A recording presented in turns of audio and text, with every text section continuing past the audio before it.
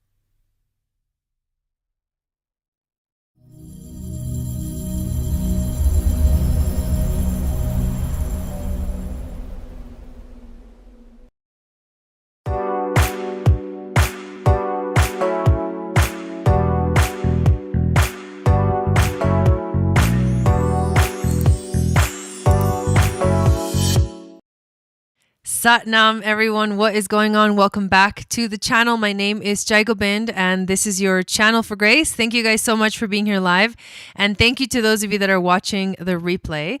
Tonight's show is mini readings. So we do this every Friday night at 6 p.m. Pacific, 9 p.m. Eastern. And you can get on the list by sending $25 to my PayPal. The link is below in the description of this video. If you want to get on the list, we've got, I believe, 3 people on the list so far. And I usually do maximum of 10. It just depends how I feel and how the evening goes. But I'm really excited to do these mini readings. And let's say hi to everybody that is in the chat. Hello, Melanie, welcome in. Hello, Joni, welcome. Shannon, thank you for being here and posting those links up. Hello, Christina Maria, welcome. Good to see you. Lynette, welcome in. And I saw you this morning as well on Instagram in the interview that I did with Mama Ocean, which was amazing. And I'm so excited for the next Moon Goddess training that's coming up, starting on April 29th. So if you've been thinking about it, watch that interview on my Instagram account, which is at Channel for Grace. But also check out the link below. That'll give you a lot more information about what it is. But it's basically a 9-week program. Oh my God, I have to read you guys the description that one of my moon goddesses said about the Moon Goddess training. I have to share this with you. I'll just keep it anonymous, but I have to share this with you. So I'll find it. But we meet for 9 weeks, and it's the most powerful experience. Okay, so this is the Moon Goddess training. The Moon Goddess initiatic path is forged upon the ancient Atlantean ways and is the most self-empowering, proactive step you may take just before taking the ultimate quantum leap of consciousness, of being rebirthed through remembering yourself as a primordial force lying at the quintessential core of the most potent, involutive, transformative process ever in all timelessness, through any liminal space, across all dimensions, and beyond infinity, leading you back to the one creative logos, mastery of all that. of all that beat, of all that beat. I love it. I wanted to read that to you guys because one of the moon goddesses today shared it and I thought it was amazing. But that's kind of what the moon goddess training is all about. So if you do want more information, check out the link below. And I highly, highly recommend you sign up. There's 3 levels. Level 1, there's another level 1 happening at the end of April. And after that, we are basically whoever's joining us for level 2 and level 3 will finish the year off together like that. Level 2 will be in July and level 3 will be in October. And by the time you finish level 3, you'll be a certified Akashic Records reader. And a super ready and prepared, and you'll know yourself and who you are and how to work through your own shadows. You don't need anybody else to help you. Like this is, I'm giving you all of the tools that you need to literally step into your purpose in your life. So I highly recommend you sign up for that. And also, if you haven't joined our Starseed membership, make sure that you do join the Starseed membership. We have live events. We have astrology guiding us all the way through. We have videos. The content is in the form of videos, emails as well, rituals, journaling practices. There's so much, and it's all tied to the current astrology that is going on. And right now we're focusing on Aries season, which is the very beginning of the astrological year. So super exciting things are going on. And I'm just really excited to be able to share this with you guys. Let me say hi to a couple more people. We got Maria, welcome in. Good to see you. Raven, welcome. Humble Ra is here as well. I'm so glad you enjoyed the interview, Lynette. Oracle of the Mermaid, welcome in. Kelly, welcome in. I would have had to look up most of those words via synonyms. I know, wasn't that amazing? And this particular person is English is not their first language. So, anyways, I am so excited. Let me check in with what we got going on here on the list. And once I update the list, I'll let you guys know the order of the payments that I'm receiving. And then we'll just kind of hop right in. But the first person that is on the list is actually April. So April, are you here in the chat? And the way that it works is like this. So you send your payment through PayPal, and I'll get the notification, and I'll write your name down on the list. And when it's your turn, I'll call your name, and that's when you post your question in the chat. So if you're doing astrology reading, I'll need your information, which is your date of birth, your time of birth, and the location, like city, state, or state, country, however that works. If you're doing a synastry reading, you'll need that. I'll need that information for both of you in the chat. If you are doing tarot reading, I'll just need the question that you want to ask. And then also if you're doing the astrology, what kind of a reading? So synastry is obvious because you put both people's information. But the other options are I can look at your natal chart. I can look at the transits. I can look at the progressions. And I think those are the three. Yeah, the 3 different types for personal reading. So, oh, that's right, Christina. That's right. So actually you're first. I forgot about that, but let me add your name right here. So we'll do Christina Maria, unless you wanna wait, but it's up to you really. Okay, so Oracle of the Mermaid is April. Okay, awesome. So if you're ready with the question that you want, I can't remember what you asked. Maria, I'm sorry. Then just go ahead and post it in the chat because I do remember you sending that. And then we have April. And after April, we have Kelly. So I'm just going to take the names down right now. Kelly K. And after Kelly, we have Raven. And that's it so far. So we've got Christina, April, Kelly, and Raven. All right. Hello, Alive, Thrive.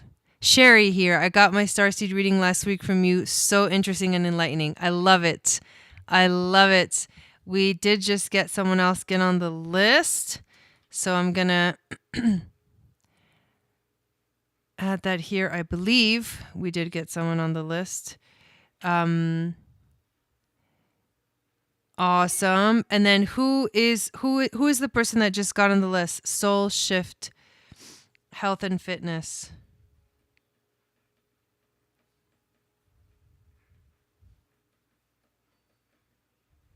All right, we're starting with astrology. I love it. Upcoming highlights. Okay, sounds good. I'm excited about it. We are moving into a new moon next week as well, so that's kind of a big deal. Yeah, so let me know what your name is, the person that just got on the list, so I can add you to it.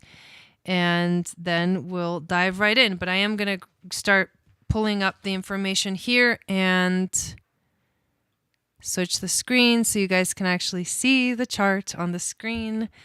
Here we go.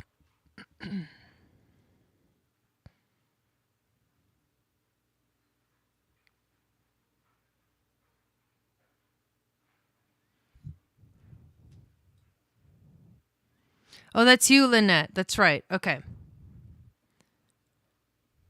Got it. Okay, so wait to put your information up until I call your name if you're on the list. But here's the list. Christina, April, Kelly, Raven, and then Lynette. All right, let me actually share the screen so you guys can see it. And then also make sure that you're watching in real time, because if you're delayed, it's going to be hard to communicate in real time. So make sure that your little dot at the bottom of the screen is all the way to the right of your video, is all the way to the right, so that you are actually listening to me like in real time instead of being a little bit delayed or behind. Otherwise, we'll be here forever. And if someone can put that in the chat so they can read it in the chat, that would be awesome. Okay, here we go. I think you'll be able to see this any moment now. And let me know when you can actually see it. And I'm going to keep inputting the information. All right. 74. 214.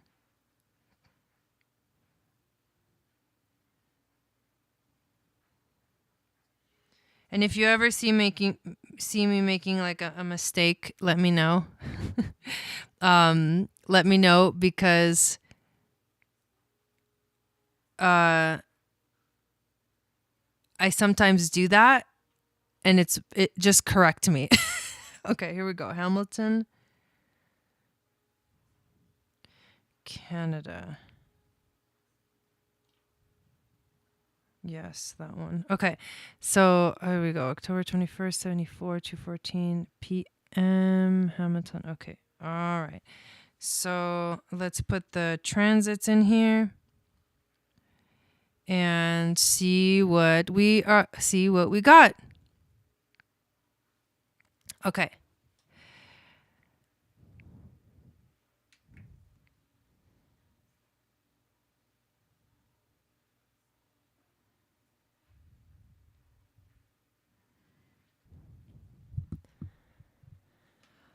Okay. Oh, that's so funny. The moon is in Capricorn right now, and it's like going right over your moon. Happy monthly moon return. I don't know why that was funny. But major stuff that's going on. The new moon in Aries. What is the degree? Let me just look this up real quick. The degree that the new moon is happening in next week on April 1st. We've got new moon in Aries at 11 degrees. Okay. I know, that was funny, huh, Kelly? 11 degrees. So let's start with that, because that's, I don't know, for some reason I'm my mind's going like to that. My intuitive mind is like, go directly to that point. So, and there's a reason why, and I'm seeing this is going to be kind of wild. So the thing that the 11 degrees in your chart is in your second house. So 11 degrees in the second house, which means that this new moon that is happening in the sign of Aries is happening in your second house. So that's where we can start with what you're moving into this week and getting ready for to begin. Because the new moon in Aries, any new moon obviously, is a new beginning. But this is a new beginning in the second house. The other thing that's important before I talk about more specifically second house energies, the other thing that's important is that this moon cycle, this new moon in Aries, full moon in Libra, that is happening this Aries season is actually preparing us for the eclipses. And the eclipses are going to be happening in the sign of Taurus and Scorpio. There's going to be a new moon solar eclipse in Taurus on April 30th.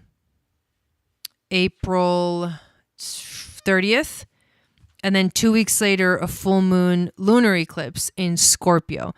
The new moon eclipse is going to be with the north node, and the south node eclipse is going to be with the south node. So it's going to be quite intense, heavy energies, because eclipses are times of revolutionary change. So this cycle is sort of like the launching pad into what's going to be coming up next. Hey, babe.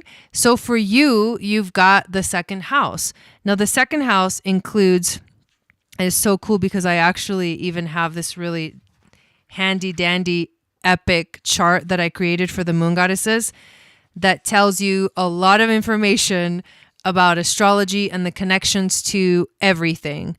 The elements, the energy, the initiation, the ancient Atlantis initiation path description, the planet, the house, the energy of the house, like the descriptive phrase, the chakra, the law, the temple, the system of the body, the dimension, the moon center, the moon goddess, and the stone. So there's a lot that you can look up to in terms of like, what is this, second house energy? But the second house is connected to your value. So how much you value yourself is something that comes up for you whenever you have a second house transit. Also, how grounded you are, your connection to the earth, because Taurus is ruled by the planet Earth and are the essence of being here in this time-space reality. We're on this planet, and it's a beautiful planet, and it's got a very specific purpose. It's called the Earth Plan. And there's a galactic plan, and there's also a cosmic plan. So it has to do with you on Earth, how you experience Earth. It also has to do with what you possess, what you manifest, and the actual comfort and security levels that these material possessions give you. Not in an egotistical way, but in a way that, okay, these things make me feel secure. So those kind of themes are going to be coming up into, when we go into the balsamic moon this next week, and then show up, kind of like pop up on the new moon next week on April 1st. The second house is also about moving forward. It is connected to the feet chakra, and it's how you walk on earth, right? It's like your feet and you're walking on earth. It's connected to the law of generation, which is how you define yourself. Like, who are you? Where do I come from? Like, who is my mom and my dad? And what is that lineage? What is that ancestry that I basically inherited from that? The second house is also about the muscular system of the body. So it has to do with the energy and the power to like make something happen. When you think about the muscular system, it's the muscles are what help us move. So it's about how are you going to begin to move forward? How are you going to use your power, your muscles, your strength to move forward? And what direction are you taking this to? Which direction are you moving in? That makes perfect sense for you right now. I love that. Oh my God, that's awesome. I absolutely love that. And these are the themes that are coming up for you. And you're feeling it already, obviously. So you're going to have a second house transit with this moon. And then you'll have it, in the opposite sign, Libra, the full moon 2 weeks later. But for immediate energy, this is what we're looking at. There's also another big thing happening in your second house, which is the Jupiter and Neptune conjunction. And all this Pisces energy is like also transiting your second house. And these are like the later degrees of Pisces, which means it's heavy Pisces energy. So we're not really done with the Pisces energy. And it feels confusing and it feels overwhelming. But we are, like Mama Ocean said, drying off. I don't know if she said this in her interview or in the phone call, but drying off from the soapy and like mopey and like very wet Pisces season that we just had. The ending of the astrological year. So what you have right now is an opportunity to move through the water, because it is water, but activate with the fire. And Aries is also the spark that lights things up. So you have a dream in this realm of Pisces. You might have a dream, you might have a vision, you might have, something of like the miracle that you want in your life. You may also be feeling quite confused about where you are, like located in time, space, reality in your life and in how you feel secure or not. You're also trying to understand how do I move forward? How do I put my feet one in front of the other and keep moving forward? That's a big theme. And this moon is going to highlight this and bring it up and show you the new path, the spark that's going to light your new path. So there's something really significant about this season is that it is the first season of the zodiac wheel. So this new moon in Aries and the full moon in Libra are important to this specific energy of the first month of the year, astrologically speaking. So whatever themes are coming up for you, this is where you begin your year. So every year, Aries season always begins in your second house. So you always begin with this theme of like, how am I moving forward? How am I using my strength, my muscles to like move forward? It is about like the energy, that like the momentum. It's gonna start. It starts right here for you. The momentum starts with Aries. So what are you sparking into life? And where are you gonna put that energy of action, that strength and that power that can be quick? It can be it is your Jupiter return. Yes. Your Jupiter return year. So it is like, it can be a quick movement that gets you there, or you can be steady, right? Like, so think of it as like a sprint. Is it going to be a sprint, or is it going to be like a steady, like a marathon or something, where you need just quick energy or like sustainable, like momentum and steadiness? Those are the questions that you have to ask yourself that are coming up and that most likely you feel are really kind of showing up for you at this time. The moon is also going to be making a conjunction to Chiron, the wounded healer. So this is also about deep healing of our identity, who we are, who we think we are, how we define ourselves, our ego, letting go of the ego, understanding how it fits into our life.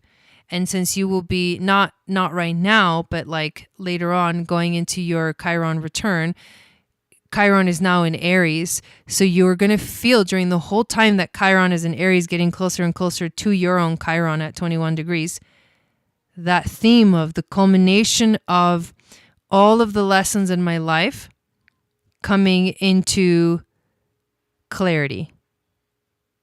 Your insecurity about who am I and why am I here falling into place. The answer is coming to you, and you can feel that already.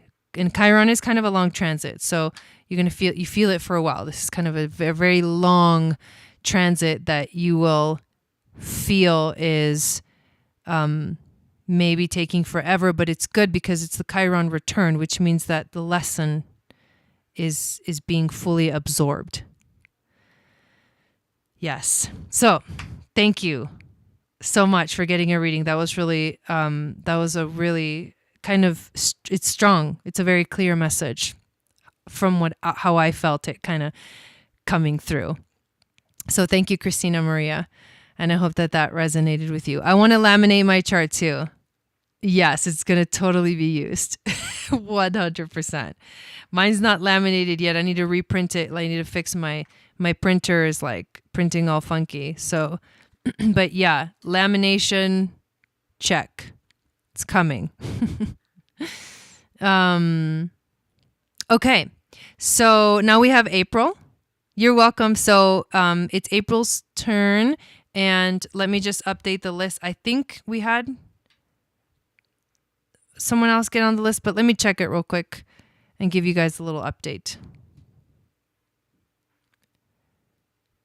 So we just finished Christina Maria. April is next.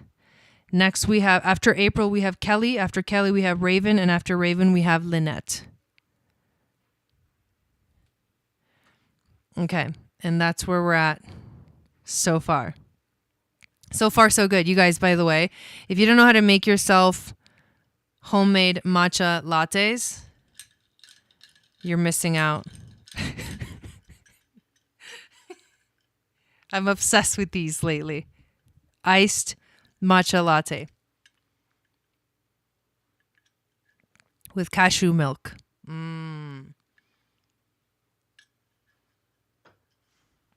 So, I know she wanted an astrology reading.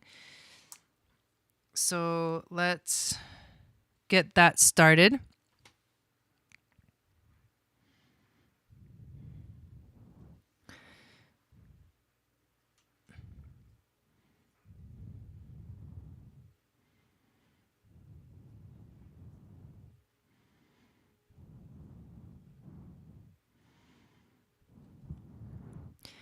And thank you guys for being here and posting those links in the chat. I really appreciate that, Shannon. Thank you.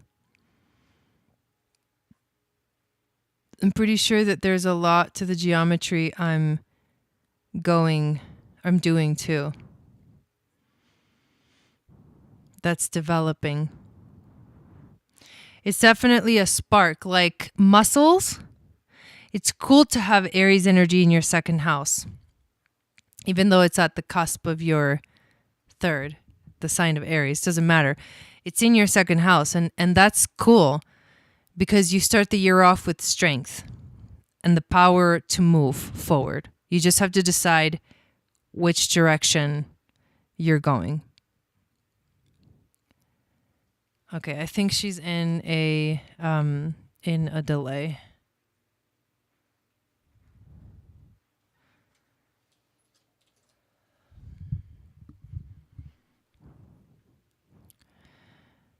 All right, 22380.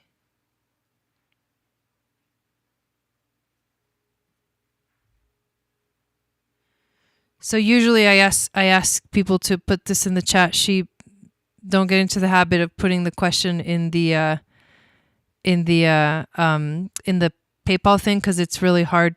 It like the writing is really small. It's kind of hard to find it. So, but normally I do ask people to post the information in the actual YouTube chat because I have it on my computer screen and it's a lot easier for me to read. But I'm just going to do this here. 11:58 a.m.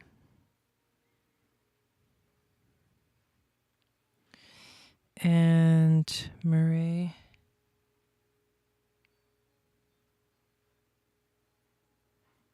Okay. And then also wait until I actually call your name that it's your turn to actually put the question in the chat, please. Okay, and then we've got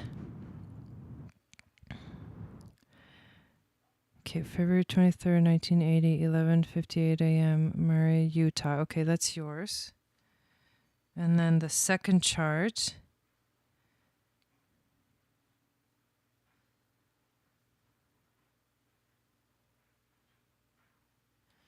And we've got 325.82.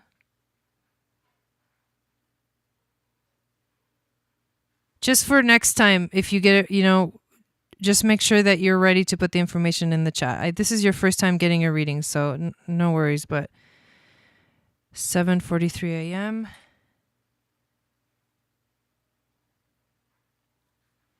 And then it is Sandusky.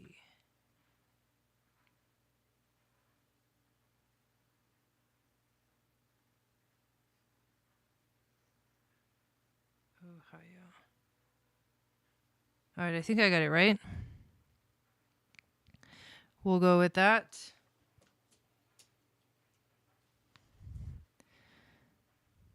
Can you guys see the charts on the screen? Okay. Let's check this out. So we're doing a synastry reading. And so what I do with the synastry...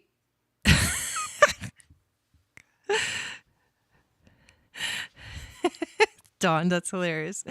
What I do with the synastry readings is I go over Sun, Moon, Venus rising. Hello, Kimberly. Welcome in.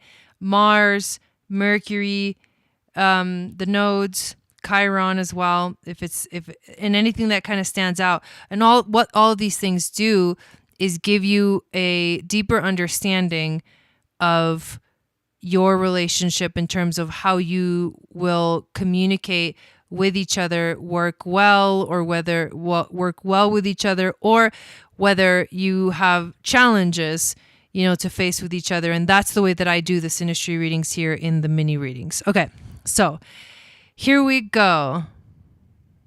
It's all good. It's all good. All right. So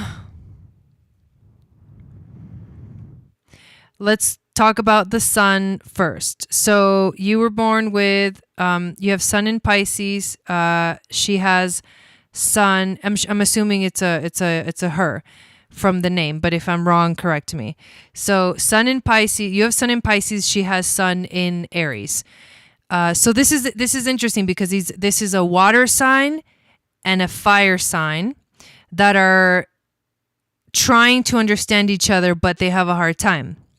Because you are also talking about the very first sign of the astrology and the very last sign.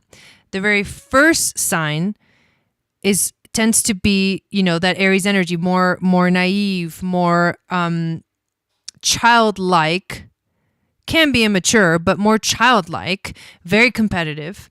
It's like, this intense desire to like just go and initiate things and just do it, and no patience. That's a good energy because we need that energy. Obviously, it definitely has a shadow expression, but it's like go, move now. Mars, Aries, drive, action, all that.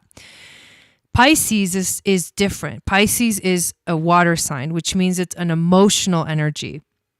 Whereas the fire signs tend to work more through their solar plexus and their heart chakras. The water signs tend to work more through their emotions. And what I mean by the heart chakra in the fire energy, it is the emotions, but it's a fiery energy of the emotions. It's more like a passion, right? It has to do with passion.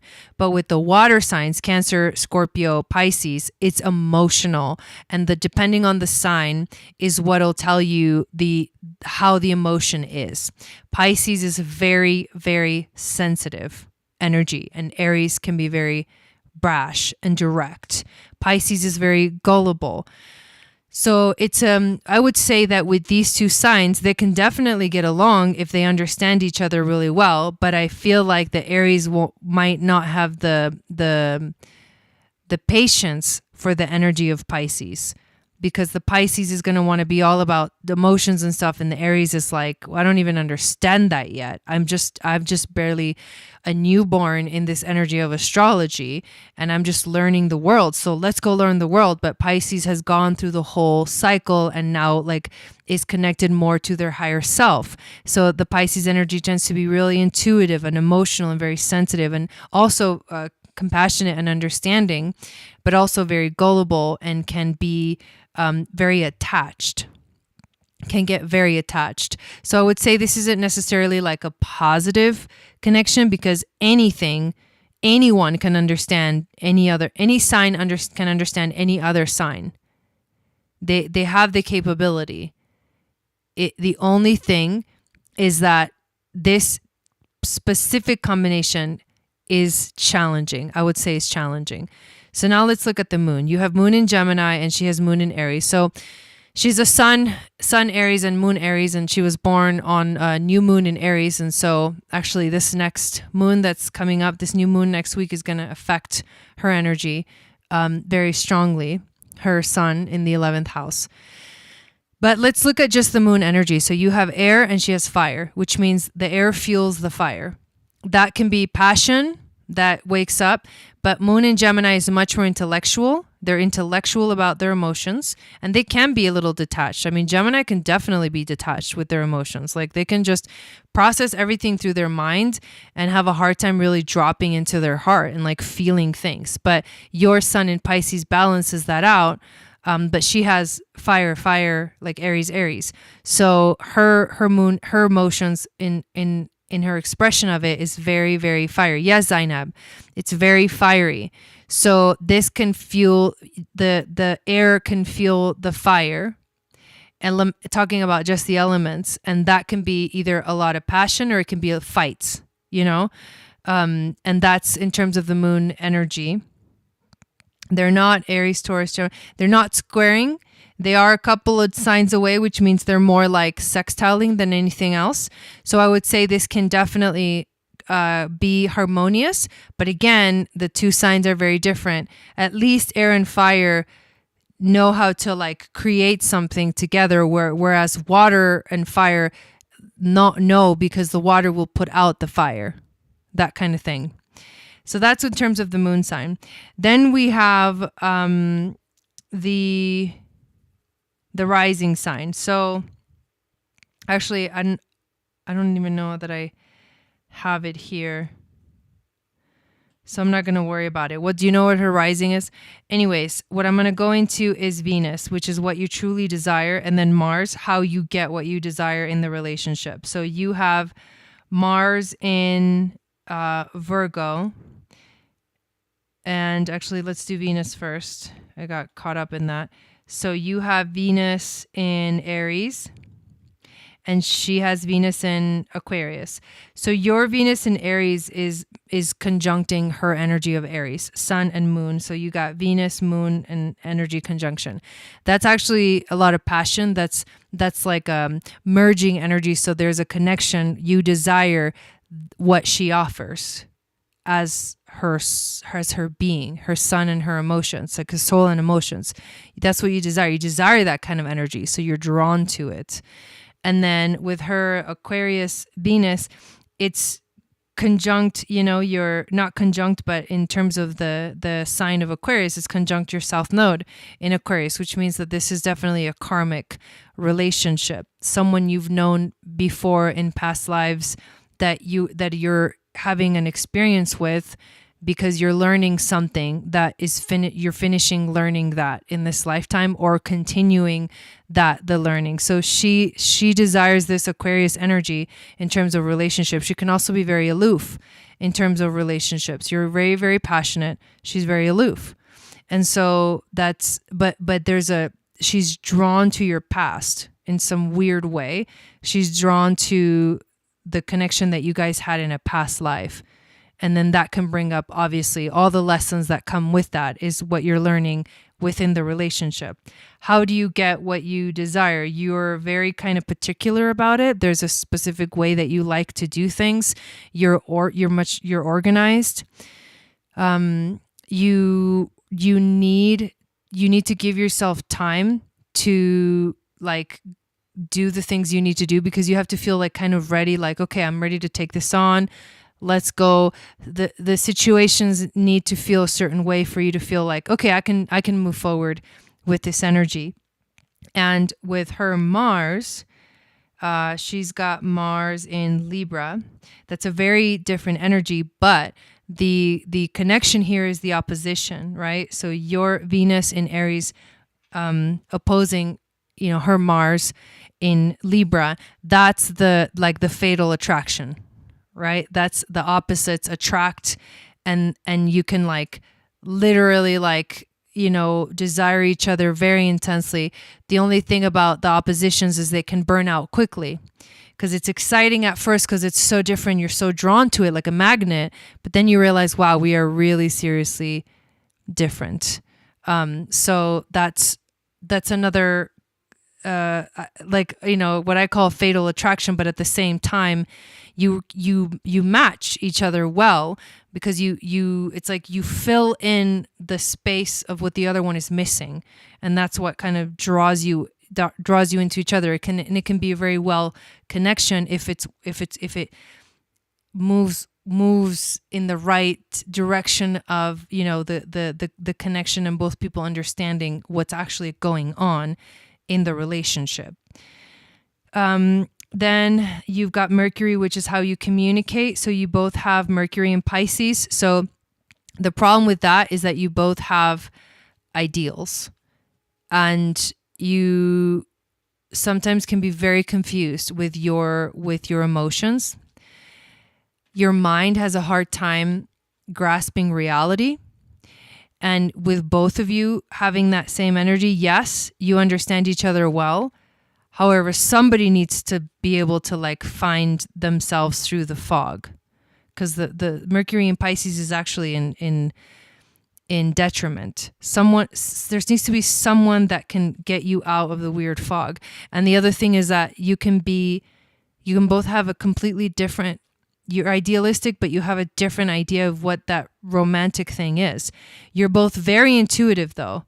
So that's really important, because you can actually communicate telepathically. You know, you can read each other's minds and speak to each other intuitively without having to say anything.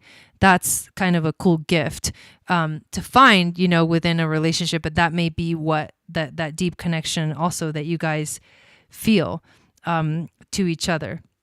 And then in terms of the note, you both have Chiron in Taurus, so you're both learning the same lesson, which is how to value yourself. Self-esteem and self-value and self-worth is the main thing. So having the same theme of a lesson can help a couple or a connection to grow together. So I feel like that's a good energy. And then the last thing is the node. So North Node Leo, South Node Aquarius for you, North Node Cancer, South Node Capricorn for her.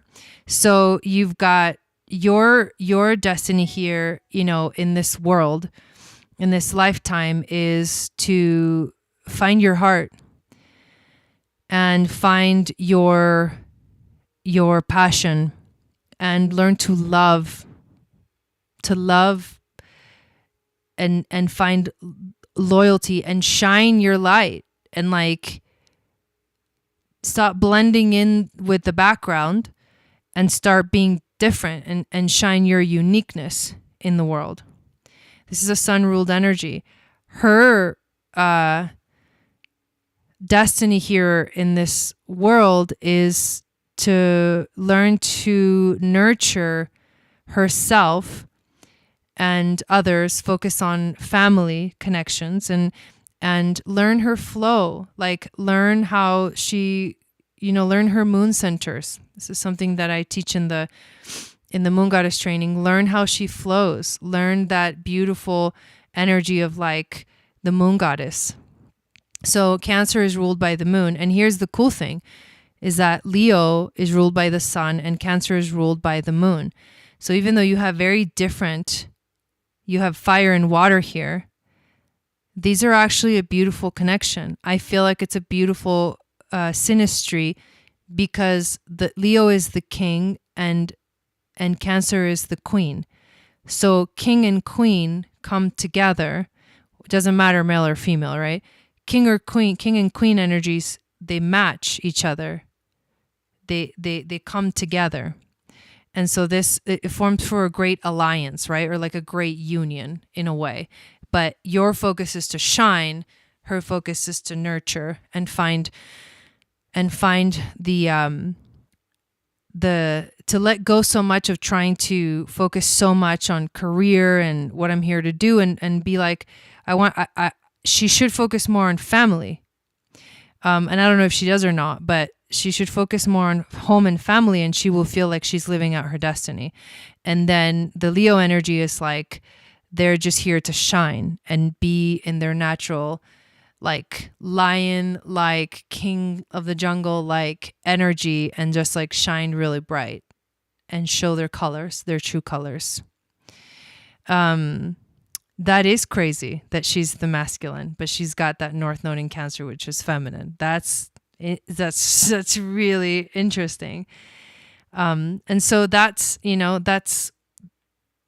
what I would look at, and those are the things that kind of jump out at me. You also have Pluto in Libra, which is opposing, all of her Aries energy, and that is also like an opposition. Can cause, Sun. It's not exactly opposing, but because I look mostly at the signs and the elements, it's kind of an oppositional energy that can cause friction and power dynamics. Right? Pluto opposing the sun, Pluto opposing the moon. It can feel like very challenging to have that. Okay, that's what I get. So thank you again, April. Next we have Kelly. And I think, okay, Zainab said she got on the list, so let me go check that out real quick. So we're doing Kelly now, and then we have Raven, and then Lynette, and then Zainab.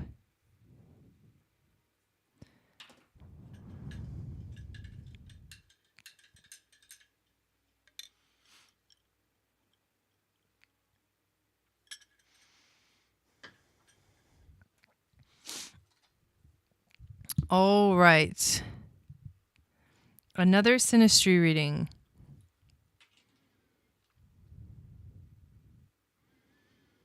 Let's put it up on the screen. So give me 1 second while I put this in. 9/22/88.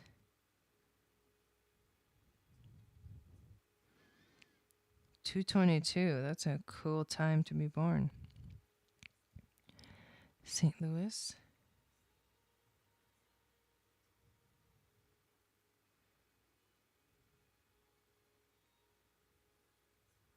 Okay. You got 88222 922 8822. Like, whoa. That's cool. All right, and then we've got Jacob. Can you tell me the nature of this relationship? 5, 10. I mean, I can assume, but I don't want to assume. 402.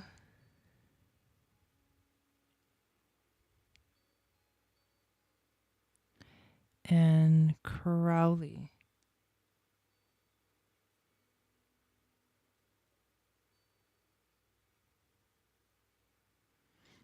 All right. I think I got it right.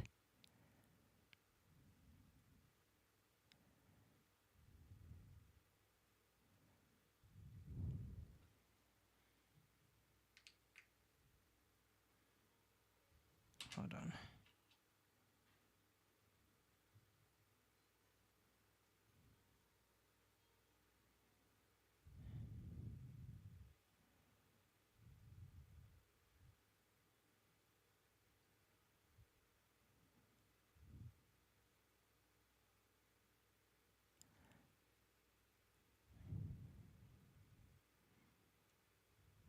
Okay, so it's 92288 at 2:22 p.m. Got it. And then 5:10:91 at 4:02 p.m. Okay. This makes sense.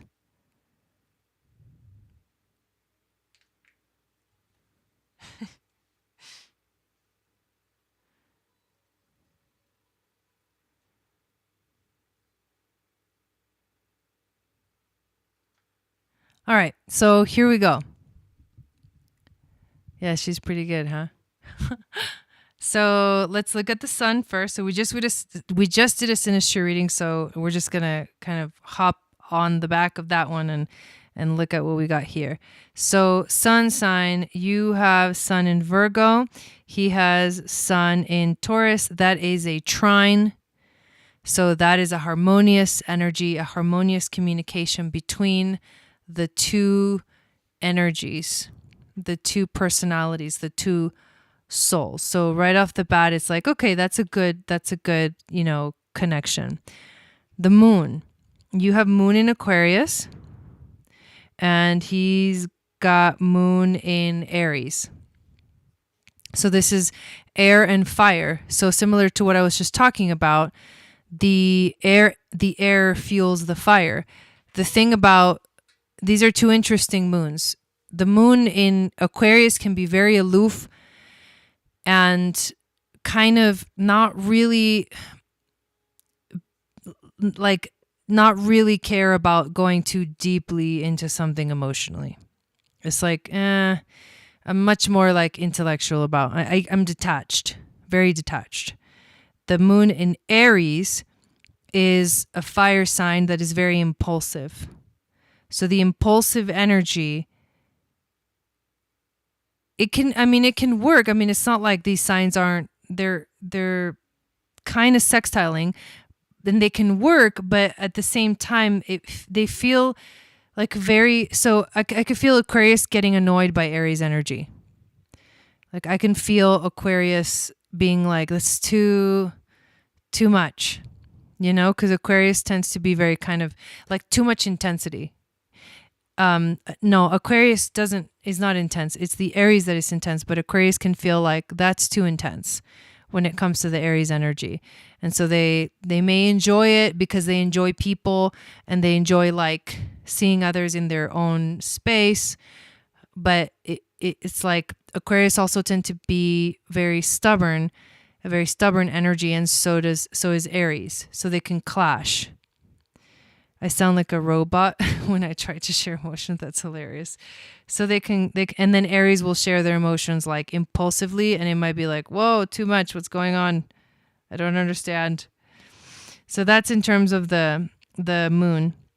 Venus is what you desire.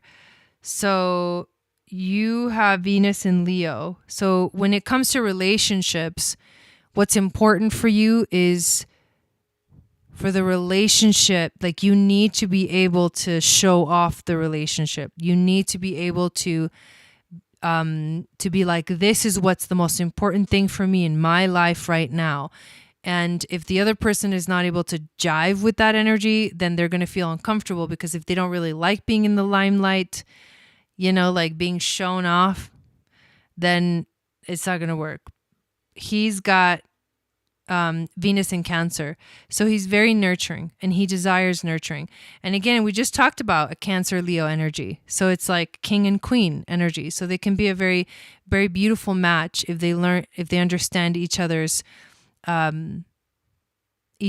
way of what, expressing their love. Because this is like also like the language of love. You want to shine really bright and he just wants to nurture. So it's actually, I feel like that's a beautiful energy right there. How you get what you want is Mars. And so you've got Mars in Aries. You're very impulsive. The connection to his moon is what I think one of the things that draws you together, like that passion. You're like, oh yeah, I understand this. You're very driven and you take action in your life. You don't wait for anything. You don't think about it. You just do it. His Mars is in Cancer. So that's going to be kind of a clash, because Mars in Cancer, for one, it's in fall position. It doesn't like Cancer because Mars doesn't really care about emotions. Mars cares about drive, action, and control, or being able to control, or intensity. So in Scorpio, it likes to be in Scorpio, even though that's a water sign and that's an emotions, because Scorpio is intense and Mars likes the intensity of that. Mars also rules Aries, likes the intensity of Aries. Jump out of, just jump into it. But Mars in Cancer has to think about has to feel its way through taking action. And so it can be kind of not as wishy-washy as a Mars in Libra, but definitely can't just jump into it. They'll take their time because they need to feel right about what they're taking action towards. So that can be a little bit of a friction energy for a Mars in Aries who doesn't have that issue, doesn't need to think about it, how they feel. They just go. They just know instinctually. Okay, and then Mercury will tell you whether you guys are able to communicate really well. And this is where I would say this is an opposition. You have Mercury in Libra. He has Mercury in Aries. The opposition is you butt heads. You like to take the time to think about things, weigh the odds. So in your thinking mind, you do weigh the odds. But in his mind, he jumps to things. He like jumps to conclusions with his mind. So it's frustrating because it's the opposite of Libra. Libra will take their time and think about it and make the right choice because, well, sometimes they take too long because they weigh the odds for too long and they can't decide this or that, this or that, this or that. But this is the pros and the cons, and this is the pros and the cons, and so but they can't make up their mind. Aries doesn't have that issue, and you understand that because you have Mars in Aries. But his way of thinking, he might also say things very instinctually and without thinking, and then be like, oops, shouldn't have said that. But Libra will never do that. Libra energy will never do that. So you guys may have a hard time communicating with each other because your Mercuries are in opposite signs. A lot of kind of arguments could definitely come up because of that. In terms of the nodes, you have North Node Pisces, South Node Virgo. He has North Node Capricorn, South Node Cancer. So your destiny is you're on a spiritual journey. And until you realize that, you won't really find your way. You need to connect to God in your own way. Whatever you want to call God, goddess, the cosmic energy, the all, whatever you call it, that energy, source energy, is what you came here to have that experience, to experience the deep and powerful connection to that energy. So it's a spiritual journey. Capricorn's very different.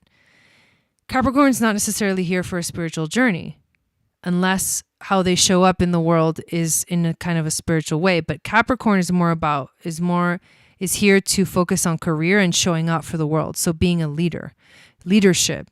Those two energies may feel very different from each other. One is like on a spiritual journey. The other one is like, that's not really where my focus is. My focus is on like being here and following my path, which may or may not be spiritual.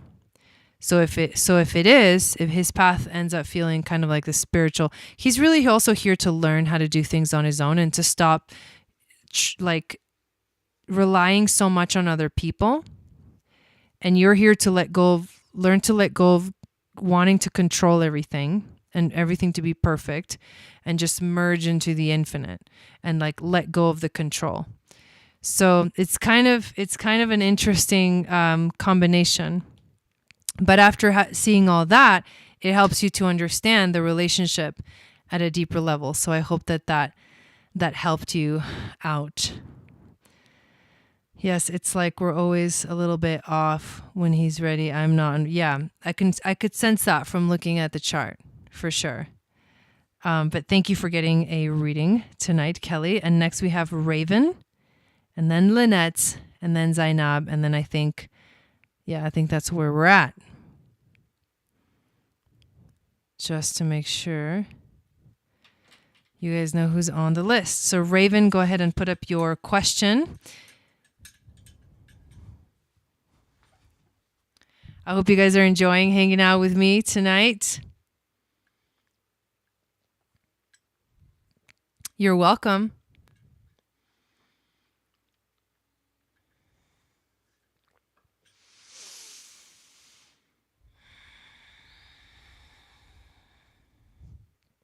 We do this every Friday. So if you don't get on the list tonight, you can always get on the list next Friday, although I may not be broadcasting next Friday because I'm going on a trip.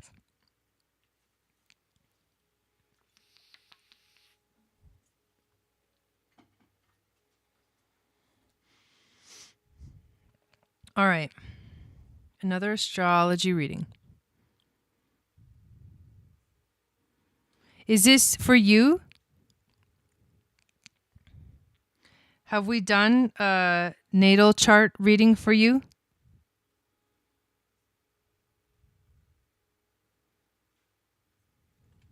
Have you ever had a natal chart reading, a natal chart reading?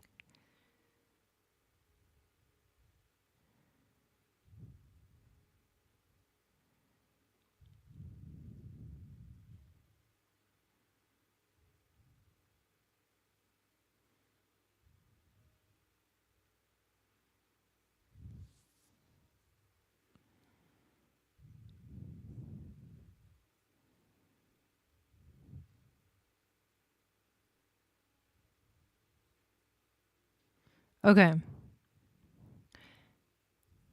First time. Okay, cool. So we can just look at your birth chart then.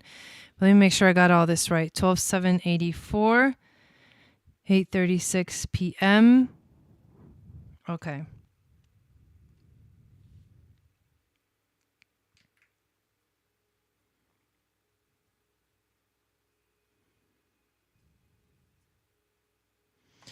All right. So here is your chart. The first thing I notice is that a lot of the planets are kind of spread out pretty good, but you kind of tend to you don't have the energy here kind of filled up in the chart. This area, 1st, 2nd, and 12th house energies are identity, security, and your connection to the divine, like your own connection to spirit. Not that you don't have anything there, but you have a lot more focus in the other houses of the chart, so that this is what you need to focus on in life. Your sun is in the sign of Sagittarius. It's right here. Let's go like this. You have sun in Sagittarius, conjunct Uranus. Your vortex is right there, and you've got Mercury at 29 degrees. I don't really go into starseed markings in the mini readings, but if you are ever interested in getting a starseed reading, basically all of this stuff is a fucus, which is the 13th sign, the hidden sign, which means you have connections to the hidden sign. At a deep level, you're drawn to the occult. You're drawn to the mysteries of the universe. I mean, Mercury's on the galactic center. Your Uranus is on the great attractor, and these are connections to the Akashic records. It's just a lot to not mention it, so I just wanted to mention it. But Sun conjunct Uranus means that you're very unique in your own way. All of this is in your 5th house of passion and creativity, so you're a very creative person. You love to shine. Passion is, you're very passionate, but you're also very, very unique. With Mercury on the galactic center, I mean, that's like that. This is powerful connections to the Akashic records, like a natural connection to the Akashic records, and a very unique way of looking at the world. But it's also a lot of your creativity comes through this energy in your chart. Now you have Moon at 12 degrees of Gemini, which means that you were born on a full moon. You were born on a full moon. Just like a couple hours later was like a full moon day. So full moon Gemini, and Gemini can be very curious. It's a curious energy. It's very expressive in terms of being like communicating, focuses on like expressing itself, and it'll talk about how it feels. These are the emotions. This is the emotional realm. It'll talk about how it feels because it needs to process the emotions intellectually. When I heard about Ophiuchus, this was my first Tower moment of identity. Awesome. You also have Chiron. You have a lot of starseed markings.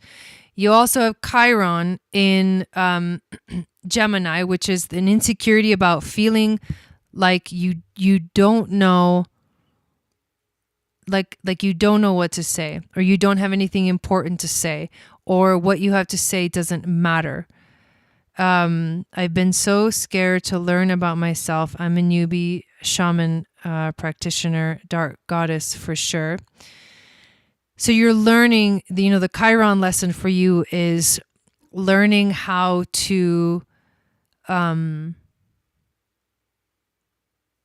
speak and talk and share your story. And it's very close to, not exact, but very close to your North Node in Taurus, which means it's like the healing journey is part of your destiny. To heal this is part of your destiny. To let go of that insecurity is part of your destiny. And your destiny is Taurus, which is you have to find stability through learning how to speak your voice and being present for the world, like stepping into leadership. Like your story, your wounds, and your story of healing is what you're supposed to share with the world and show up in the world. You may write a book about your healing story or things like that, because this is how you're supposed to, you're in the limelight. This is something that you are supposed to share. So it's actually really powerful connections there. You desire, in relationships, you desire, like, it's very particular, like only certain things you will allow. Only certain things are allowed, meaning not like you're a stickler, but you prefer relationships that show off status. Like the relationship, if it's not like someone who has their shit together, who probably makes money, all that stuff, it's just not going to feel right. It's not mature enough for you. And that's the thing with Venus and Capricorn. It cares more about how it looks to the world than about what it feels, right? It's like it'll feel better if it looks good to the world. So the good thing is find someone that does make you feel good about yourself, but also you have a deep connection to, a mature connection to, because you're going to need somebody who's mature. And with Mars in Aquarius, your desire is you're unique in the way that you take action in the world, and your drive is towards working with other people. Because Aquarius is the people, and the 7th house is the house of relationships. So you can be a little kind of distant and aloof, but you really do enjoy working with other people to create new things. So you're driven to maybe start something new that's never been done before. Remember your Uranus too, Sun connection. It's a unique way of seeing the world and of bringing something new into the world. You also have, this is kind of a big deal, Saturn in Scorpio conjunct your South Node in Scorpio. You're also going through your nodal return this year, which means this is a time for you to work on your destiny. The universe is supplying the energy, opening the door for you to focus on your destiny. However, with Saturn in Scorpio, when you went through your Saturn return, when you were you? Yeah, I think you were born, 84. So same as me. I also have Saturn in Scorpio, but Saturn in Scorpio, when you go through your Chiron return around 29 years old, it's gnarly. Like it can have to do with like actual death of something, literal death of someone, or a near-death experience, things like that. Definitely the most intense tower moments happen during Saturn return in Scorpio. And Saturn conjunct the South Node is issues with authority, or issues with a father, or issues with a father figure in your life. And this could very much be your own father, because this is your 4th house of the home. So karma, family karma, and karma with either your father or father figures in your life. Power struggles too. You got Pluto right there. I mean, there's a lot of kind of darkness. I would not be surprised if you had like a very dark kind of childhood. That's what that is right there. That's where you see that right there. Capricorn, Jupiter in Capricorn I also have Jupiter in Capricorn. So this is people with Jupiter and Capricorn tend to come into their success later in life because it just takes time for Capricorn to get there, but you will get there. Hopefully you're there. You just recently in 2020 went through your Jupiter return. So it was a time of growth for you, but it also takes time for this Jupiter and Capricorn energy to really come into fruition, to your abundance, your expansion to really come into fruition. And let's see if there's anything else that jumps out at me from this.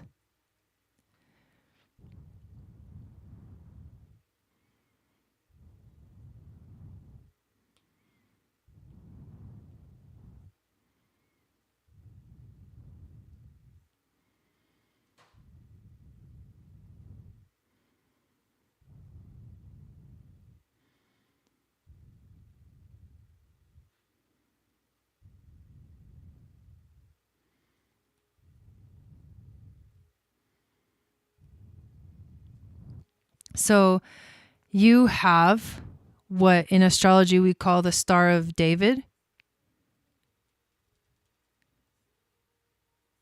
It's basically like the Merkaba and like a dodecahedron. But this is it's not exact, but this means that all of these things that are on the points of the star are all like interrelated with each other, communicating with each other, and these are big themes in your life. So I would look into this further. Aries is known as the hidden planet. There's a mythological story. I'm just gonna like highly recommend you get a starseed reading. Over here you got the 3 asteroids: Vesta, White Moon, Selena, Juno. It's not an exact Star of David, but it's there. It's definitely there. So anyways, there's just a lot going on. But yeah, definitely go deeper into the search, because it's a very special energy that you have here. And like I said, that Ophiuchus, you have Ophiuchus in your chart, you've got Orion energy in your chart, you've got Pleiadian energy in your chart, you've got Lyran energy in your chart. What else? So yeah, those are all like big, kind of like big energies. All right. There you go. I hope you enjoyed that. Yes, that was awesome. So Lynette is next. The Star Tarot card came out for you today. Amazing energy. Oh my God, my Uncle David is my guardian. Interesting. Yep.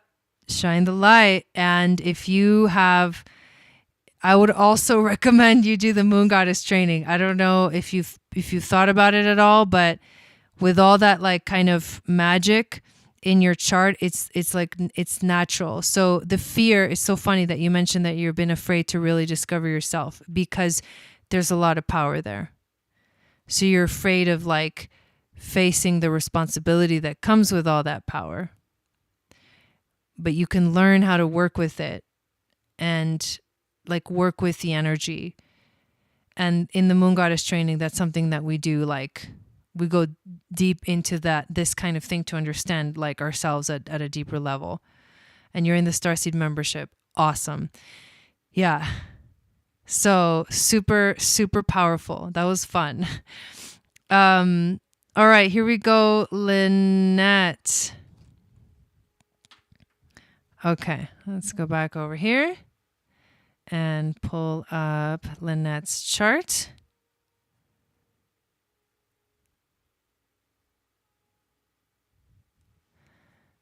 Okay, September 2978.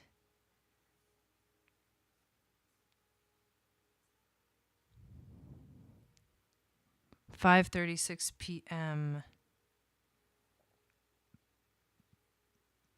Yeah, that Moon Goddess training for anyone Honestly, it's the most comprehensive program that I offer. So you want to learn your astrology, you want to learn your gene keys, you want to learn about the ancient Atlantean mystery schools.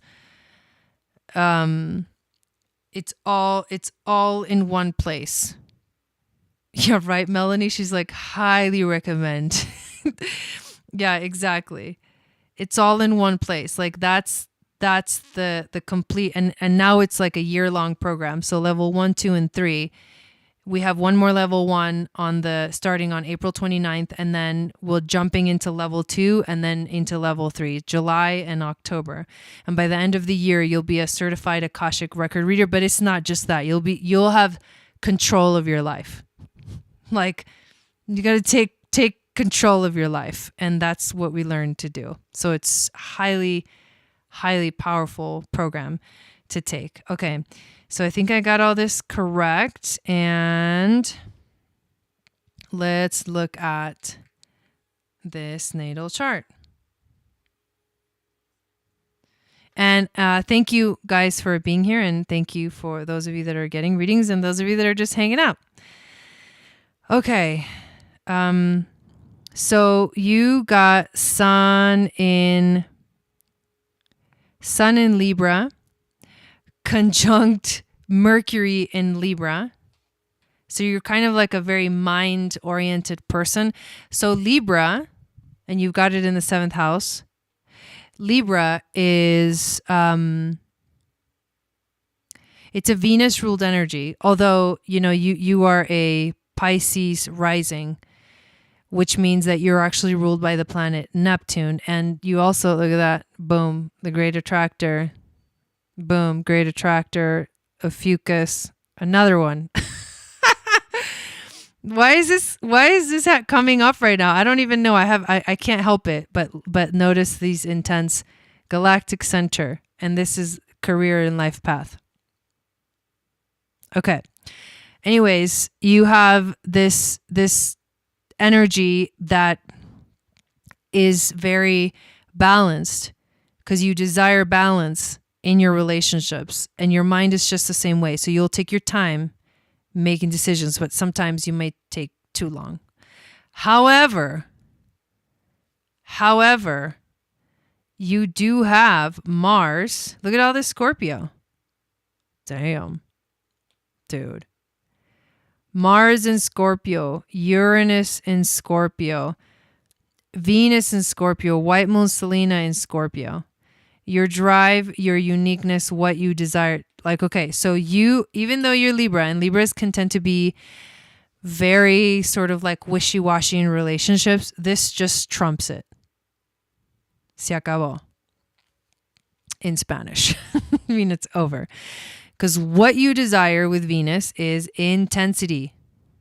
And it's all in the 8th house. That's gnarly. 8th house of Scorpio. Intensity.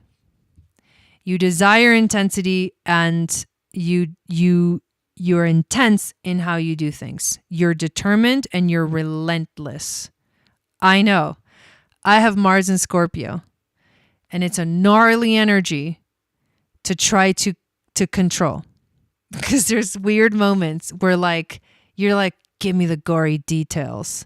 Like there's this one, my favorite astrologer, or one of the astrologers that I follow. His name is the Leo King, and he also has Mars in Scorpio and Saturn in Scorpio.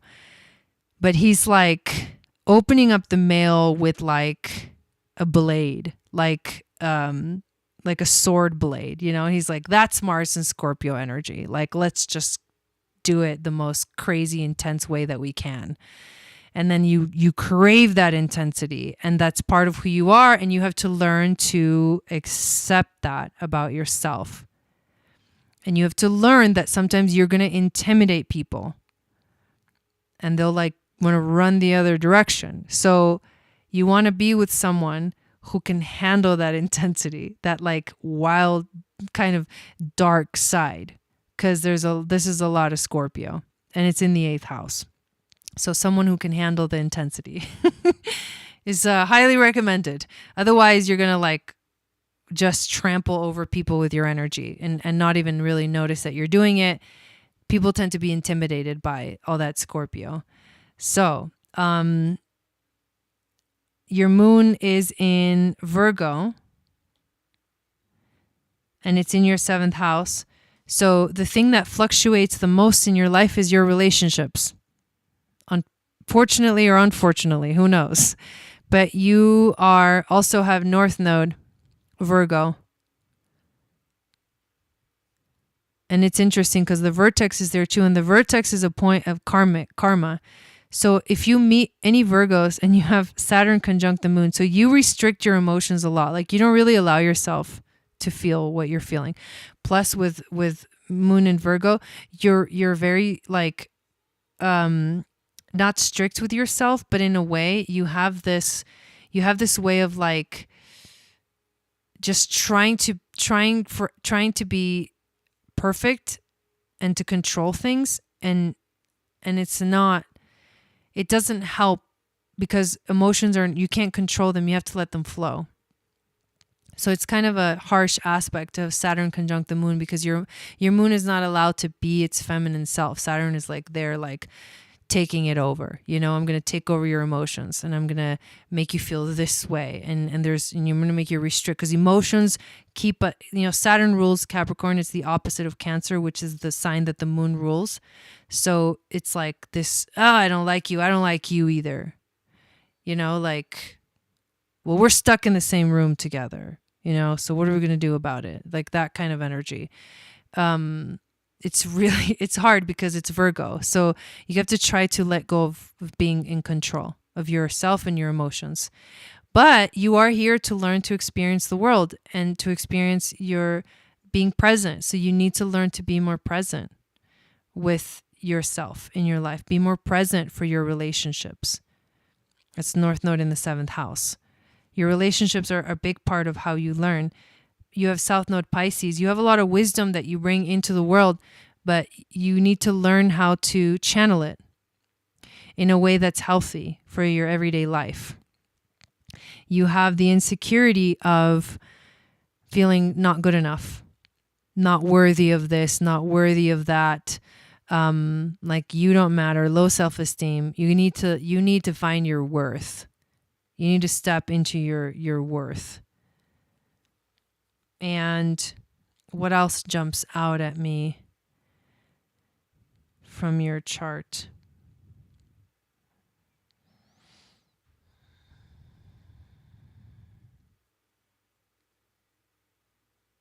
Well, there is a kite.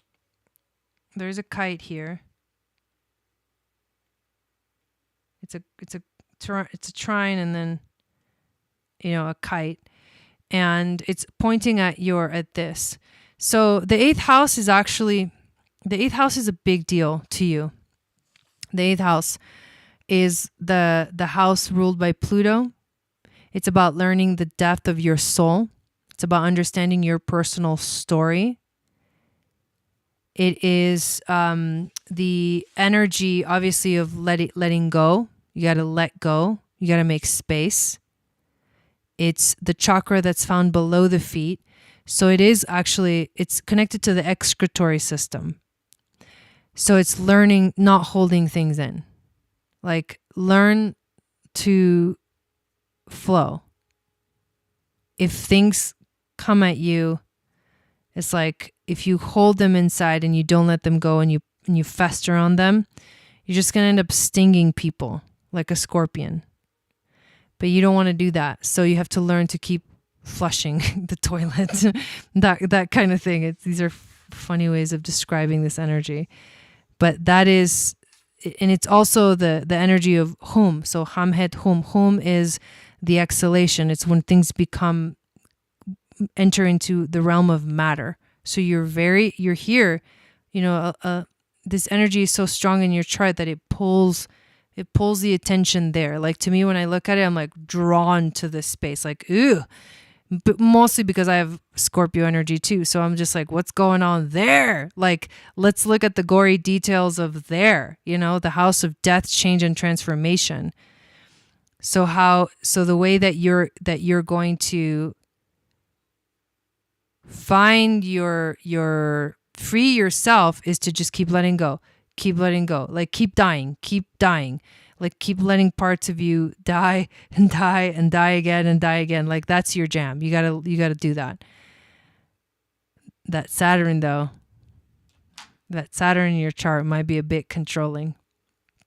But that's what we got for you, Lynette. And then next we have Zainab. So thank you for getting a reading.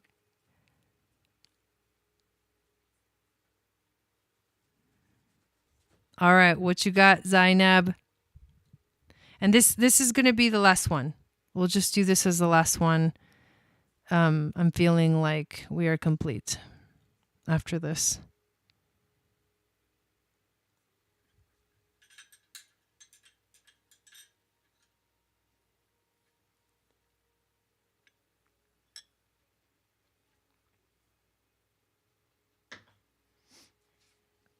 Woohoo, tarot.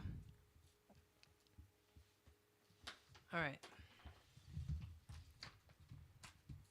Thank you, spirit guides, angels, teachers, for being here with us this evening.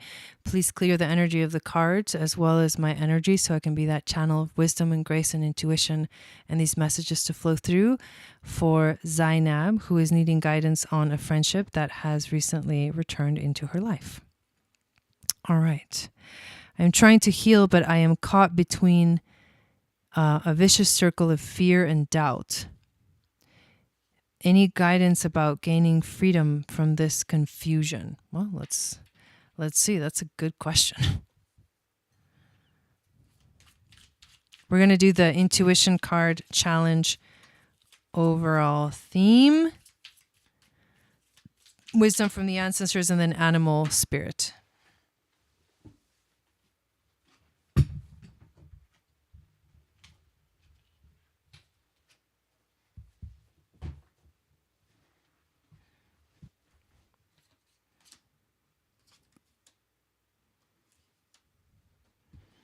What is the wisdom from the ancestors?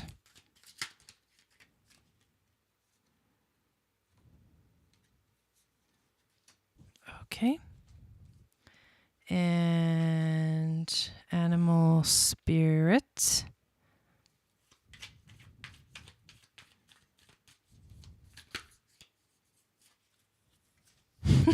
You guys, to all the moon goddesses. It's Ombo.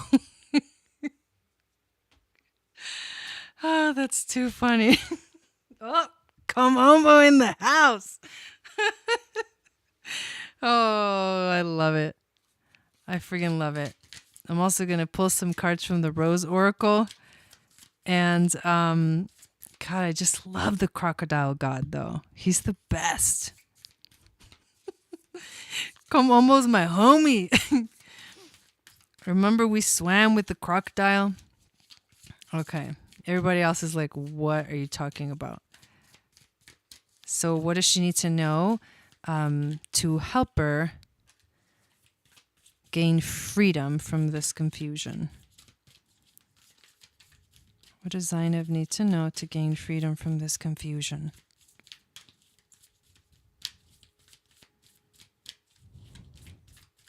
Two more, please. Oh, one more. What does Zainab need to know to gain freedom from this confusion?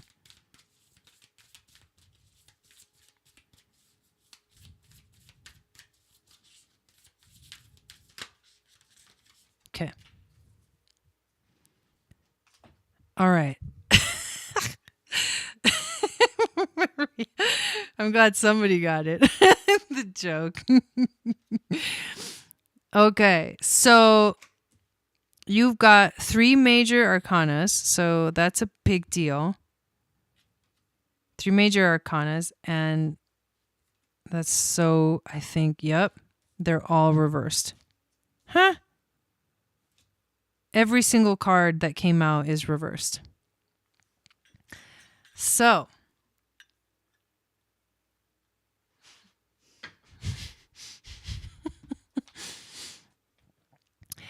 let's take a look at them one by one and try to decipher this message. Okay.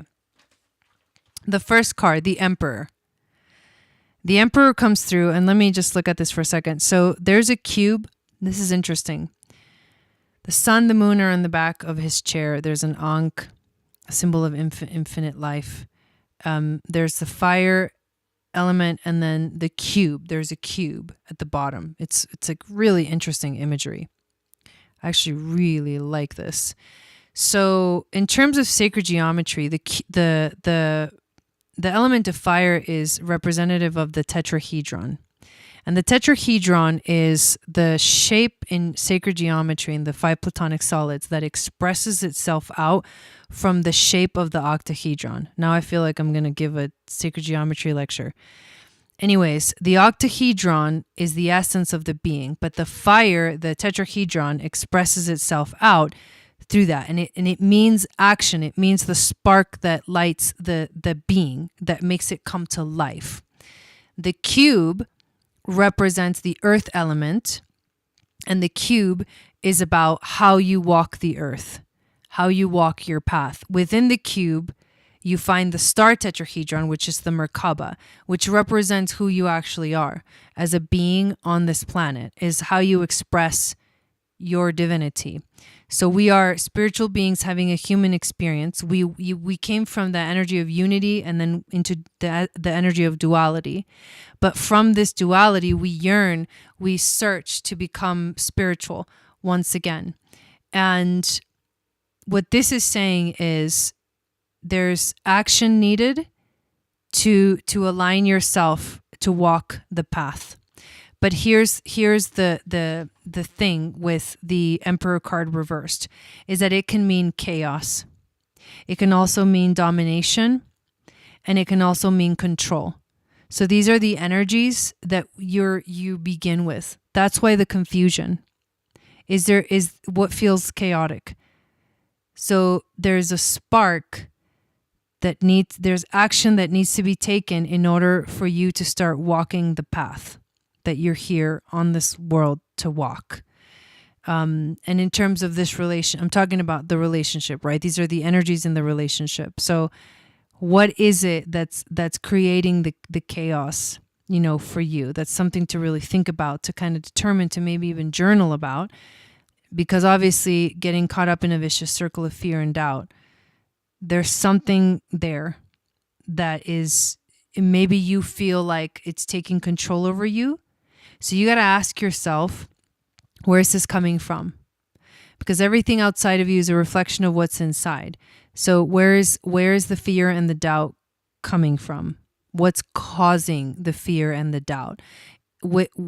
Immediately what's around you, but also way beyond that. When did this fear and doubt actually start? When was the first time that you felt this fear and doubt in your life? And that's going probably into your childhood and getting at the bottom of the issue, because I can promise you that it probably has nothing to do with this friend.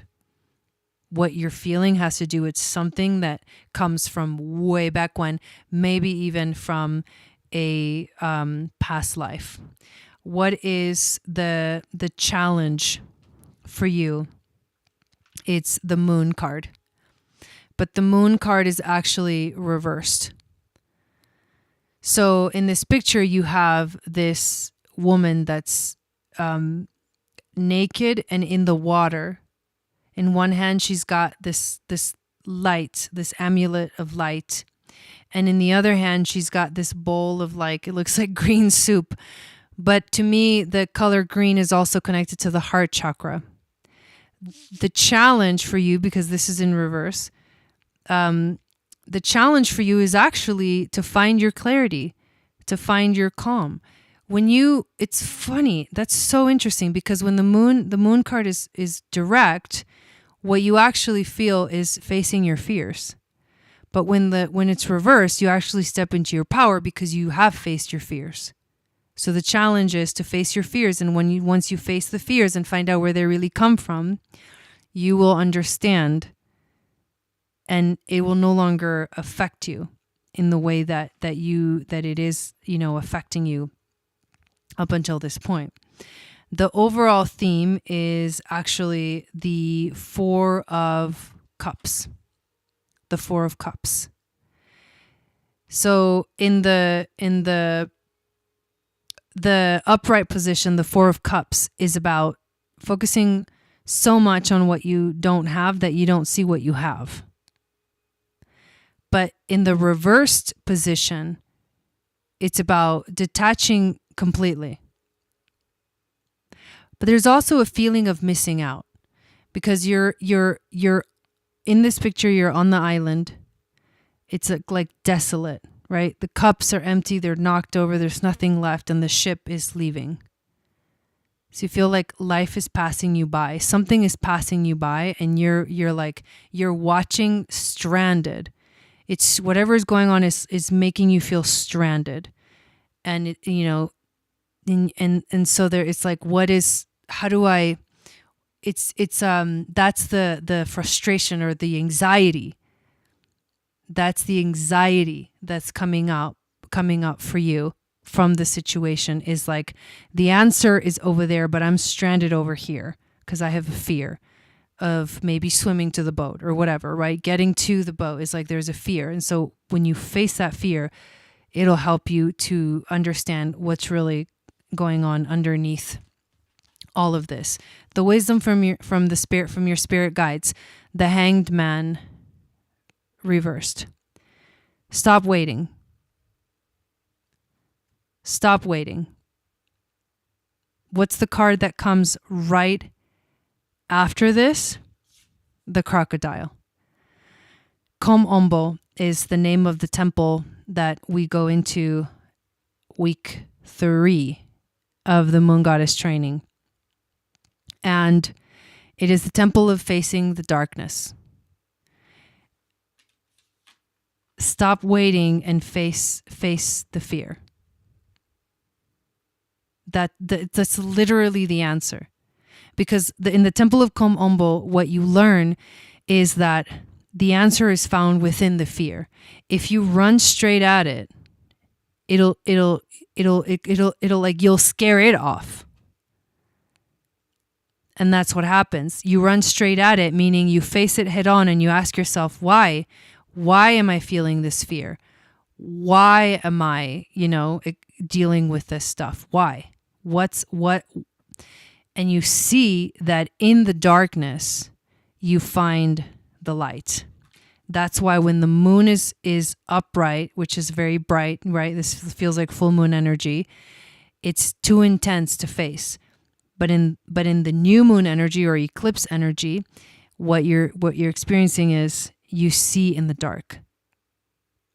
Like you can have the experience of understanding. Excuse me. And really truly seeing in the dark. You get your power when you go into the dark, when you face your fears. That's why instead of getting more scared by facing whatever fear is coming up for you, you actually get your power back. And that's what the universe is saying. Stop waiting. Stop feeling stranded. Face the fear. Go into the temple of Kom Ombo. And the 3 cards that came out that are your messages for how to gain freedom from this confusion. The first card, the Great Mother. Surrender to the mystery. Fall into her arms. And I will tell you that the Great Mother is not the light, it's actually the darkness. Think of the universe. There's darkness in the universe, but it's the womb of all creation. Surrender. Fall into her arms. Surrender to the mystery. Beautiful. The next card, rapture, sensuality, love, devotion, romance, ecstasy, pleasure. Have you forgotten all of these things? Have you forgotten that in order to feel the pleasure of life, to feel the sensuality, to feel the rapture, the passion of life, you have to dive in. You have to dive into and figure it out. And rose without thorns. You have a right to your joy, your peace, and sweetness in life. The rose without thorns. It's actually a beautiful it's like when you face the fears, then the rose is no longer has the thorns. It doesn't need to protect itself anymore. And that's what I'm getting. This is, you don't need to protect yourself anymore. The fear is an illusion. And the resistance is is the thorns. You're trying to protect something. You're trying to protect yourself because somewhere way back in the past happened where was the first time that you experienced this fear and confusion. So it's about dealing with that head on. And when you deal with that head on, it'll bring you the answer to the relationship, the friendship that you're talking about. It'll bring you the answer. And the answer may be, this is not the friendship for me. Or the answer may be, wow, I was actually creating all of that. I was projecting onto this person all of these fears that actually came from somewhere else. So that's what I got for you. Thanks, very helpful. Yes, I am very defensive due to the past. Although I walk in the valley of the shadows of death, I fear not the shadows, therefore the shadows fear me. Yes. But it's not even that the shadows fear you. In a way they do, but the shadows just basically kind of dissipate. The fear dissipates. I love that. Though, thank you for bringing that up, Raven. So, that is it for tonight, you guys. Thank you all for being here. We do this every Friday night, and I think I'm not sure because I'm going to be traveling next week, but I'll try to find a space to do this next week so that we don't actually miss it. And so come back next week to get a reading from me. And in order to actually sign up for the reading, you have to send a payment of $25 to my PayPal. So thank you all so much for being here. Please check out all the links below that give you more information. Download my free moon astrology guide. It's going to tell you what your psychic gifts are based off of your moon sign. It'll enter you into my email list, and then you'll get every week on Wednesdays, the Moon Magic Report, which is the astrology forecast for the week and how you can kind of plan your life around based off of the energies that are coming up for the week ahead. Better yet, join the STARSEED membership because I go into detail and guide you through all of the transits in a personal way. I make videos for you guys. I make journaling prompts. I send you emails on the days that are really important, what to focus on, little rituals that you can do. We've got meditations for the new and the full moons. We have live events, astral travel journeys, Akashic healing chambers. We also have shamanic journeys that we do together, and they're all aligned with the powerful astrological transits. So that's the best, and it's only $22 a month. So that's the best way to receive the guidance that we need. We just started a new year of Aries, so really amazing. And also we have the Moon Goddess training.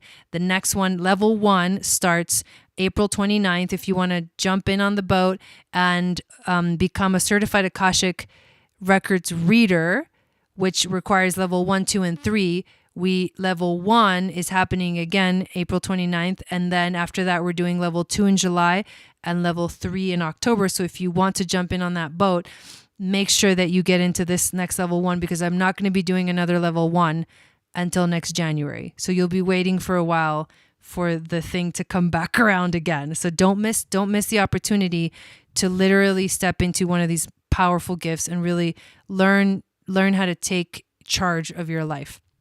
Thank you all so much. Have a beautiful weekend, and I will see you all again on Monday for the weekly Starseed channel weekly reading. Sat Nam.